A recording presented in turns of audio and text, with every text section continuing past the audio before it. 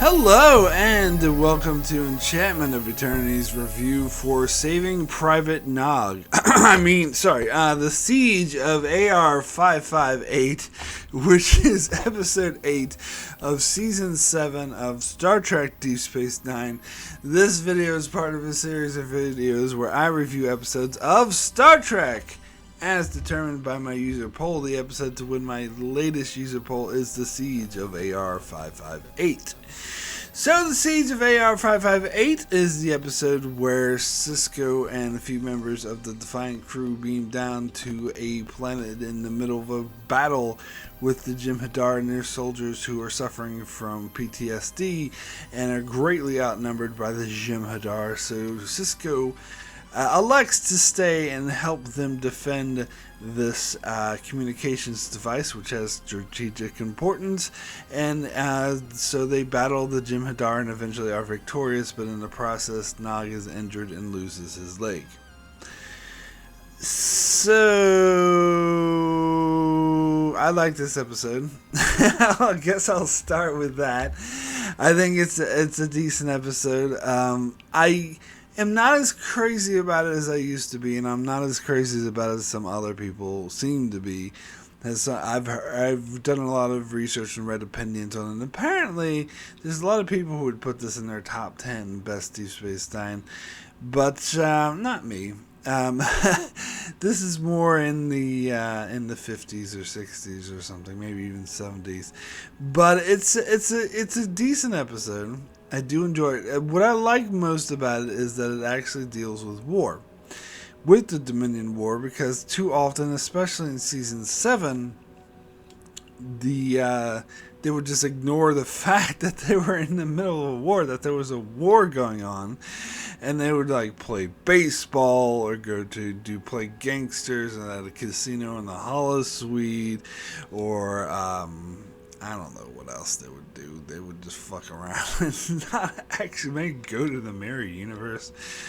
Anyway, so yes. So I do like that they actually dealt with the war, and of course this episode deals with the horrors of war, which is something that Ira Stephen Bear apparently really wanted to do, and apparently the studio really didn't want to make this episode, and they had to fight long and hard in order to get this episode made, which is funny because I talk about how Rick Berman and the studio who ran Star Trek at this time drew all their focus on Voyager, and Deep Space Nine usually got away with what they wanted to do, but that wasn't entirely true, because I think if it was, like, the whole season 7 would be a serialized Dominion War story arc, which frankly I think it should have been. But anyway, but apparently the studio were adamant, and eventually they did get the episode made, so I guess they weren't as sort of controlling as they were with Voyager, but still they were trying to block this episode. But Ira Stephen Bear thought it was important to show the horrors of war, and I think that actually goes along with Star Trek. Now I know they're thinking, oh, Star Trek is not a war show, it's a family show, and we shouldn't have a story where people in battle and dying and shows the horror of war. That doesn't seem like a family friendly show. But I think that Star Trek has always been about portraying the horrors of war and showing war as a bad thing, as something to be avoided. That is something that was true throughout the original series. They had a lot of episodes with commentary about how, because in that era people were afraid of a nuclear holocaust, and so they had a lot of episodes about how there's no benefit to war, and war is something that should be avoided, and Next Generation too. So I would say this is actually a very Star Trek-esque message. It's very true to Star Trek. It's just the first time it was shown in its horror. Like, they depicted outright horror. Usually they use commentary. They use, there's some weird alien device that's trying to destroy planets or something. But this is the first time we actually see soldiers in battle dying. Really. I mean, there was that Nor the Battle for the Strong episode, but I didn't like that episode. I'm sorry. But anyway, I'm getting off topic with that. And it didn't really deal with it in the straightforward way that this episode did. And it shows that war isn't something to be glorified. It isn't something to be, there's the good guys defeating the bad guys in here. And to be fair, there are a lot of Deep Space Nine episodes that are like that. Some that I love, like Sacrifice of Angels and What You Leave Behind, and the Terror of the Prophets one, and Changing Face of Evil and stuff like that, where, it's the good guys versus the bad guys, who's going to win. Where, it doesn't, and it shows like the greater scheme of the war. Like, this is, this show Cisco with Admiral Ross and Martok in this war room looking at a map being like, this is how we're going to win this war. Where here, they show what it's like for soldiers on the ground who aren't concerned about any of the why are we fighting this war or the greater strategic importance. They're just given orders to defend this location, so they have to defend this with their lives, and the toll that it takes on them, and just how the horror that they have to witness. So I do like it in that regard.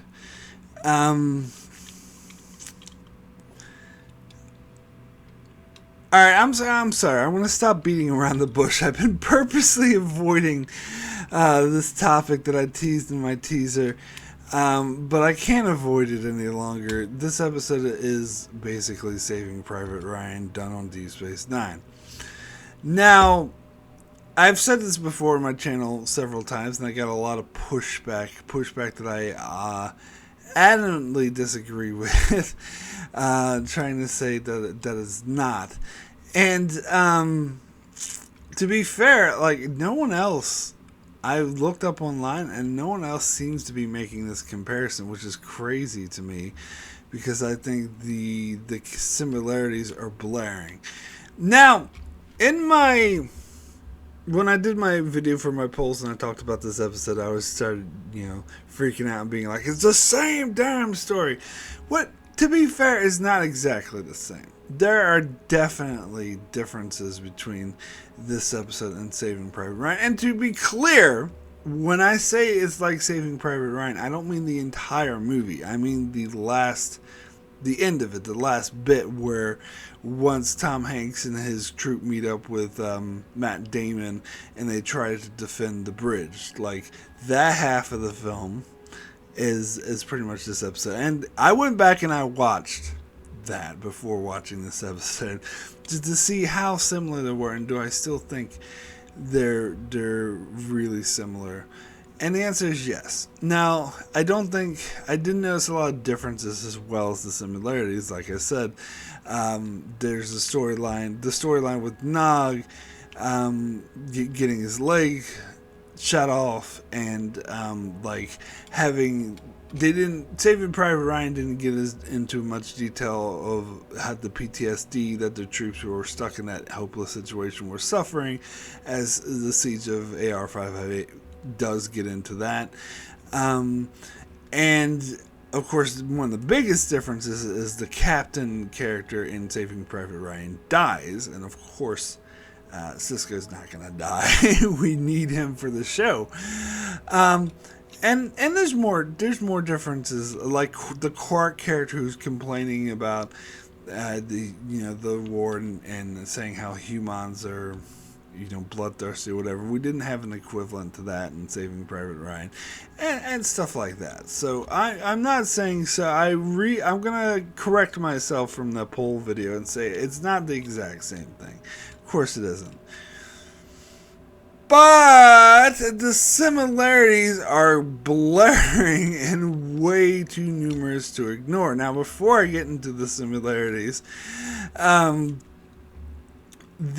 want to read a quote from, let me bring up his name. Hans Bimler who was one of the people who wrote this episode with Ira Stephen Bear, at least they're credited for writing it. So he specifically addresses this issue and says, everybody said it was our Saving Private Ryan, but we come up with it before we were even aware of what they were doing on Saving Private Ryan. It really wasn't that for us. It was really much more about Starfleet and what those guys go through and what it must be like in that time and how to make that work on a gritty level. Now, all right, if you're unfamiliar with the timeline of when this episode was released compared to when Saving Private Ryan was released, they were both released in 1998. Saving Private Ryan was released in July of 1998, and this episode was released in November of 1998, which I don't know exactly how far in advance episodes are written on Deep Space Nine. I do know from what I've read before that it's not as far as in advance as Modern Times, because Modern Times they pretty much write it like a year or more in advance to when it actually airs. But this era of television where they're doing 24, 25 episodes a week, the difference was only a couple months. And I do know, like, has the season, because nowadays they've write and film the entire season before it airs, but that's not how it worked with these super long seasons. They were continuing to write future episodes as the season was airing on television, so there was only like a few months turnaround, which would mean that they were writing this episode right around the time, or right after Saving Private Ryan came out. Now, as for the Hans Bimler quote, I don't think he's lying. I think that they had originally conceived this idea before they heard of Saving Private Ryan, and so this wasn't what gave them the idea. Also, they talk about how there's classical movies and battles in World War II that this episode was inspired by, which I believe is what inspired the original idea.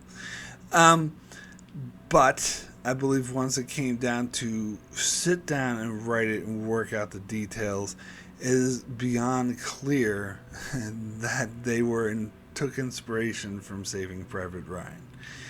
Absolutely, like, it's not even a question in my mind. It's an objective fact in my mind, and I would argue with anyone who tries to dispute that fact. So let me get into why I think that way. Let me talk about the similarities. So what I'm going to do, which is what I did for Force Awakens when I compared it to A New Hope, I am going to describe the plot of both The Siege of AR-558 and Saving Private Ryan at the same time. I'm going to describe the plot of both things at once. Okay? Alright, so here we go. So, our group of heroes travels to the front lines of a war where there's a platoon who are in an impossible situation and they are guarding a strategically important location. At the location, the person in charge is of lower rank because that person's superiors died in previous conflicts. Our heroes don't intend to stay, but when they see how hopeless the situation is, they decide to stay and help. Our hero captain is now the highest ranking officer there, so he takes over and comes up with better strategies than they had before. Amongst our hero troops is a naive young soldier not familiar with war whom the other soldiers mock. So they are defending this strategic location with a small group of exhausted troops against a much stronger force with superior numbers that plan to attack. The captain comes up with a plan to cut back the enemy's numbers greatly by setting a trap or an ambush for the enemy. While the soldiers anticipate the battle, they talk and tell memories of their life before the war. Just before battle, someone plays some music, a song from the early 20th century, which everyone enjoys, and it gives them respite from the fear of anticipation of battle. Someone asks about the song and what it means, and someone else explains what the song's about. The captain, the captain's ambush was successful, and they kill a lot of the enemy troops, greatly reducing their numbers. However, the enemy had such superior numbers that there's still enough left of them to overwhelm our heroes. The battle is portrayed in a raw, violent way that doesn't glorify war but shows its horror. Somber, dramatic, orchestral music is played to emphasize that the war is not something to be glorified, but more to get you into the tragedy and horror of the situation. During battle, the captain is struck and winded, and they use film techniques to emphasize this and to put the audience in the captain's mindset. However, the battle is won and the strategic location is protected, and our heroes are going home as new troops come in to take their place. Now, I know what some of you naysayers may be thinking about my description of describing both at the same time. With one or two of those descriptions, you would be like, well, hey, Mark, come on. That could describe a number of war movies. There are tons of war movies like that. Like, for example, where there's a group of soldiers in a hopeless situation against a much superior force defending a strategic location. You could describe that to tons of movies. You could say Lord of the Rings, The Two Towers, or Zulu, or something like that would be like that. And, okay, that's fair. I'll give you that. However, that argument only works in isolation. If you take one or two of those examples of that and just point to them in isolation. But they're not in isolation. They're surrounded by all that other examples, which all fits perfectly into Saving Private Ryan, especially when you get more specific, such as the music. The music is the most specific one to me. In fact, when I first saw the siege of AR-558, that's the first thing that jumped out at me when they were playing a song, when they were playing the Vic song. I was like, wait, they're doing Saving Private Ryan. This is the exact same thing. A hopeless situation where heroes come in to help save them, and they're listening to a song, and then when the battle actually happened, and they're asking, oh, what about the song? Now, to be fair, I kind of cheated a little bit here when I mentioned the part where I mentioned the person asked about the song, because that actually doesn't happen in the Siege of AR-558. That happens in It's Only a Paper Moon, which flashes back to the events of the Siege of AR-558. But since it chronologically happens during the events of this episode, I think it's fair game. I include it, even though episodically for the TV show it doesn't happen until It's Only a Paper Moon. But the events occur during this episode, and it's still another beat out of Saving Private Ryan. But then, yeah, and then the way they played the dramatic, somber music, as soon as they started doing that, I'm like, oh, they're really going for it. They're really just doing Saving Private Ryan. They really have no shame. They're just doing it. And that's the thing. When you take all those specifics and the general things and you combine them all, you can't say, oh, this is any war movie. No, it is not any war movie. It is very specifically Saving Private Ryan. And like, I will die on that hill. I will fight tooth and nail, because I think anyone who says otherwise is in denial. I'm sorry. I think this is objectively the fact. Now, I know there's like a YouTube channel that takes like two totally different movies and totally different styles and genres. They take like a horror movie and a cartoon family movie and like sort of compare them and break them down and say how it's pretty much the same movie, which I thought was pretty impressive. However, I don't think, because so you can say, oh, you can do that to any movie, you can compare them and be vague and say it's the same thing. But here's the thing, I'm not being vague. I mean, some of those things are vague, but some of them were quite specific.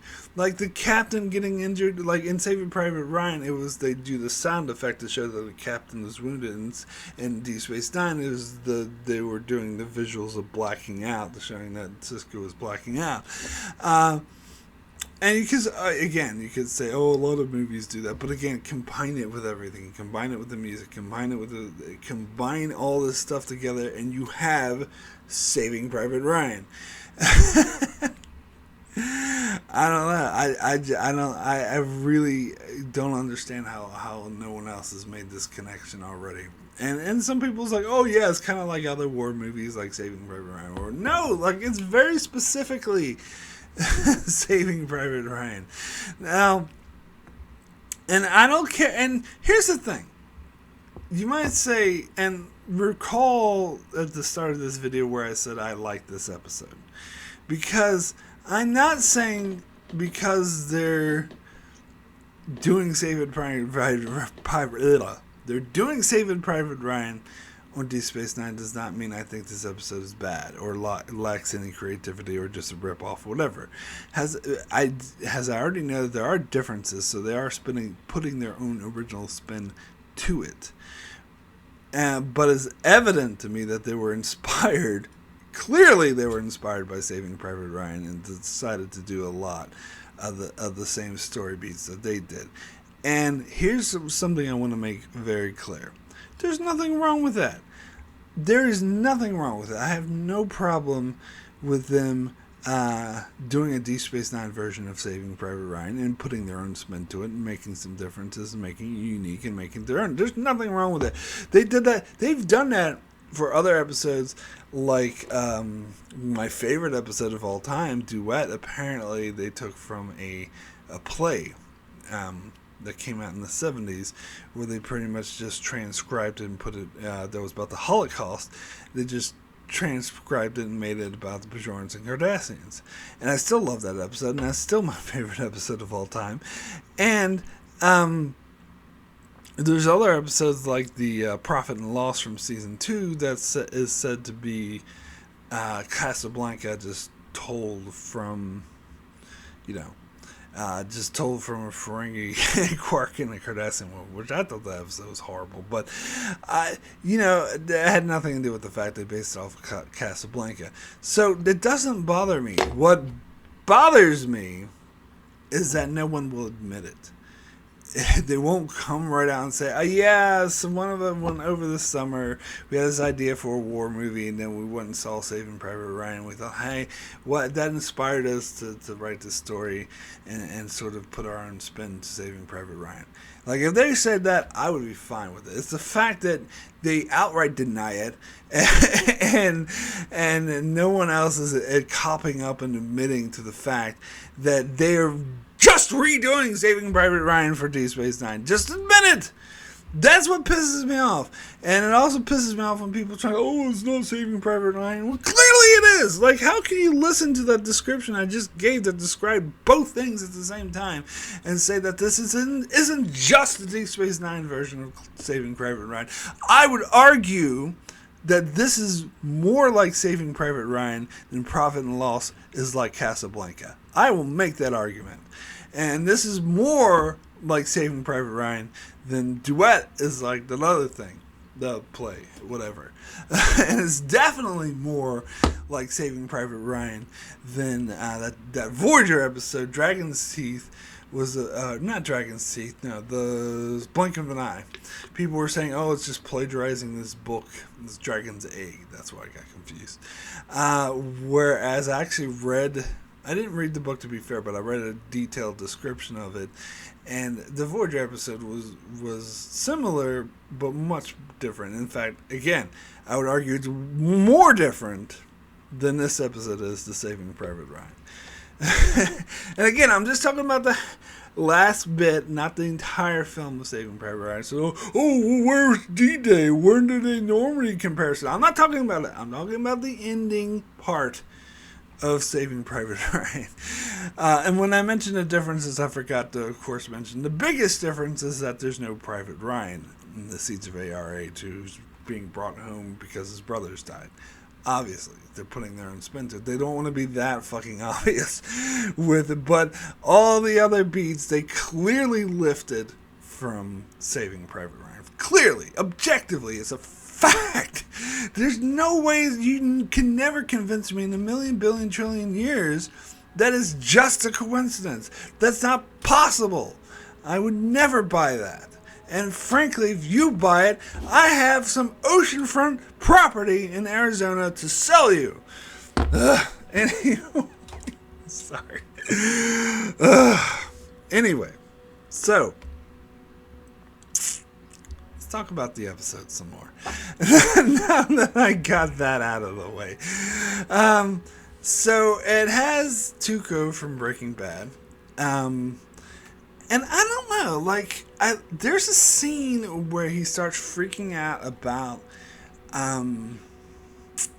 this guy, because Bashir wants to remove this bandage, and this guy, he like almost like shoots Bashir and is like, you don't touch it, and because there's this guy who annoyed the hell out of him, who just talked, but he put the bandage on and he died right in front of him. And so I love that scene. I think it's a very powerful scene. It does speak to the trauma of war. I mean, watching someone die right in front of you and what that would do to you. But I have heard other people praise the acting in this scene, but honestly, I don't think the acting was very good. I think the acting is actually the one thing that kind of throws me out of the scene, because I think it's a beautifully written scene. And I think it's very powerful, and it does speak to a lot. But I think the guy who plays, Tuco, he didn't do that good of a job. I think a part when he breaks down, like the way he starts yelling, I don't know. There's something about it that I didn't buy. It felt rehearsed to me. In which I know he's a good actor because he did a great job with Tuco. But I don't know. I think that particular style of acting just wasn't in his wheelhouse. I don't know. That's just my opinion, but I still thought it was a powerful scene. Other things about this episode is I didn't like Nog's storyline. This was a really strike against this episode for me. Of course, I don't like Nog in general, which apparently it goes against what a lot of Deep Space Nine fans love Nog and think he's amazing. I never really liked this character. Granted, he's not as bad as Vic Fontaine, which I will get to shortly, don't you worry. But I still didn't really care for him, and particularly in this episode, the way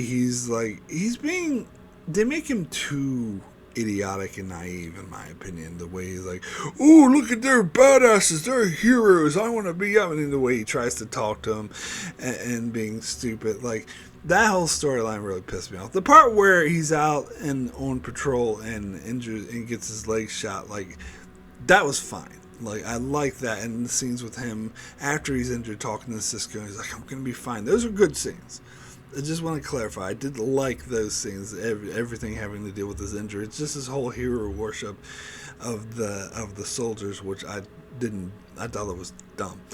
And, I mean, granted, I know what they were going for, and yes, there would be younger soldiers who would sort of look up and sort of to veterans as heroes and not notice the trauma that they're suffering. So I like that aspect of it, but the way they portrayed it, it was too on the nose, and he was too blatant idiotic about it. And I don't know. Maybe I just don't like Nog at all. I don't know. But anyway, yeah, but Quark was the one I had a huge problem with. People say they like the stuff that Quark says about, where he's bitching to Nog and saying, oh, the humans will be the most bloodthirsty as any Klingon if you deprive them of all these things. And I always have a problem when Star Trek in general tries to generalize what human beings are like, because they always have this idealized, like, oh, they're, nice and fluffy. But you look at humanity, it's so diverse. And it's the problem with Star Trek is that other aliens aren't as diverse as humans should be. And so whenever they try to have other aliens trying to stereotype humans, I don't know. It doesn't come off as genuine to me. I don't think it actually means anything. I don't think it actually applies. I don't think humans are lovely and soft. Now, granted, this is the Star Trek utopian future they're in, so humans are different than they are in modern times. But still, it never works for me. And also, in general, like the way that Quark was constantly bitching at Cisco. I could have done without it. I don't think it adds anything to the episode. And at the end, during the battle, when Quark like kills the Jem'Hadar, tries to come in where Nog is, like it seemed very cliche. Like I think Quark shouldn't have been there. I really think they should have 86'd his character and focused more on other characters. I think the episode would have been helped. I mean, as much as I complained about Nog, you keep him. Maybe tone down his sort of idiotic, stuff, but keep him. But Quark, just get rid of him. He just distracts from the episode. He doesn't add anything to it. The Ezri hanging out with the dude from Babylon 5, who was, the dude from Lost in Space, and Will Robinson. Yeah. Anyway, that stuff was good. I like that stuff. I think those are good character beats. And again, the stuff with Tuco was good for the most part, even though his acting didn't always stack up to it. But the way he was traumatized and the way they portrayed that really worked. And I think they properly portrayed the anticipation of the battle. Now, the battle itself, and this is another difference between this episode and Saving Private Ryan. The Saving Private Ryan had a much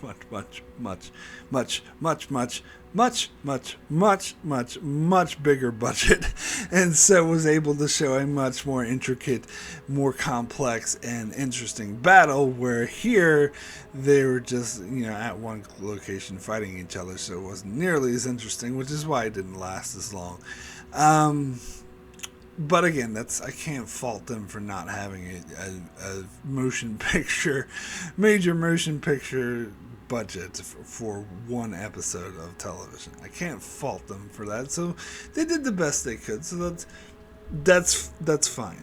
And how did the Jem'Hadar get holograms out in the middle of nowhere? I don't know, maybe you could say Dominion has superior holographic technology, but I don't know, that doesn't make any sense.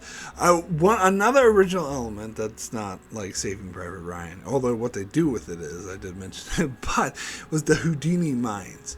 That was, I did like that. That was an added sinisterness just to show how vicious the Jem'Hadar was.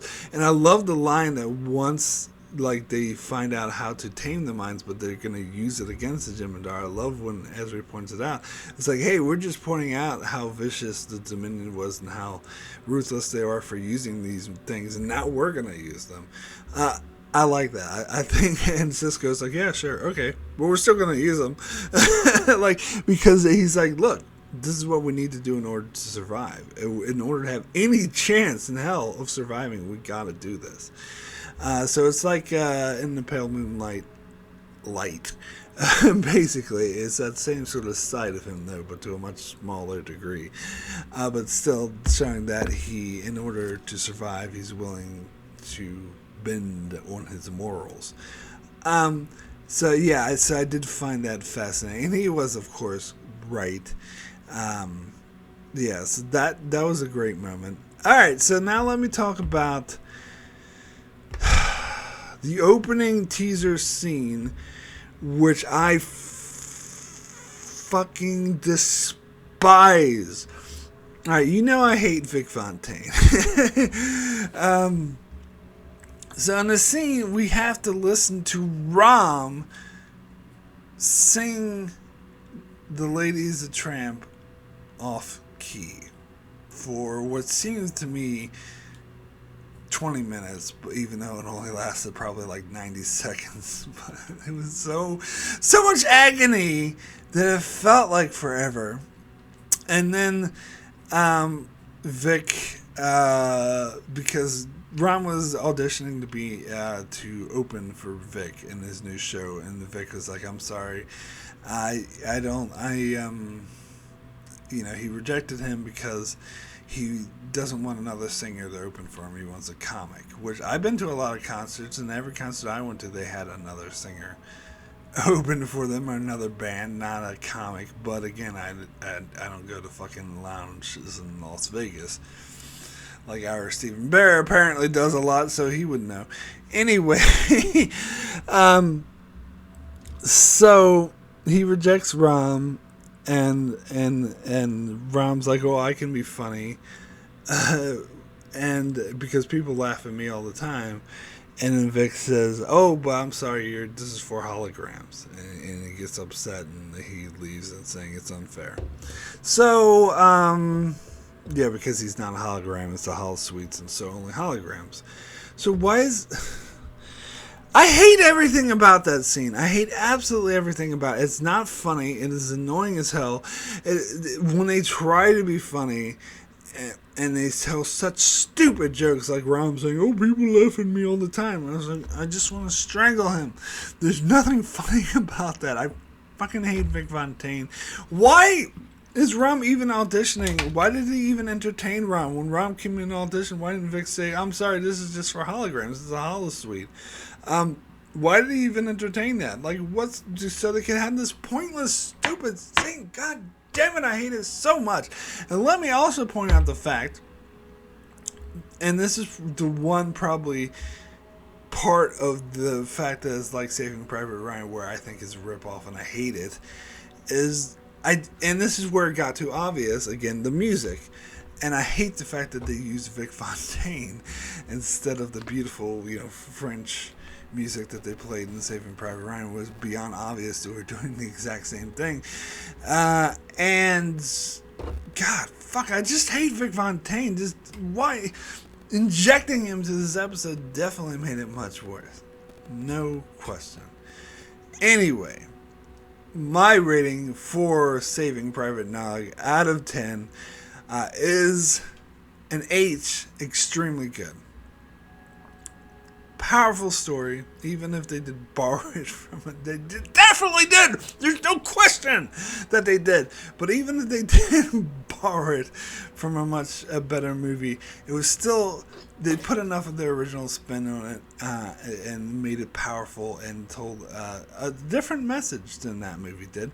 A message about, even though they were both portraying the horrors of war, they focused more on the psychological effects that can have on individuals, and I think they did a damn good job of it, and made it, and also did a good job of portraying the horrors of war.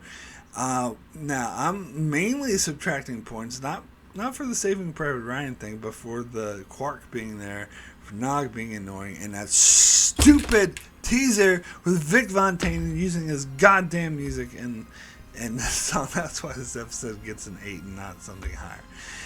Anyway, that's it for my review of the Siege of AR-558. Thanks so much for watching. Be sure to check out my channel as I cover more Star Trek episodes and whatnot, as well as covering other shows like Better Call Saul, The Expanse, and more. So be sure to subscribe so you can keep up with all of that. And thanks a lot for watching.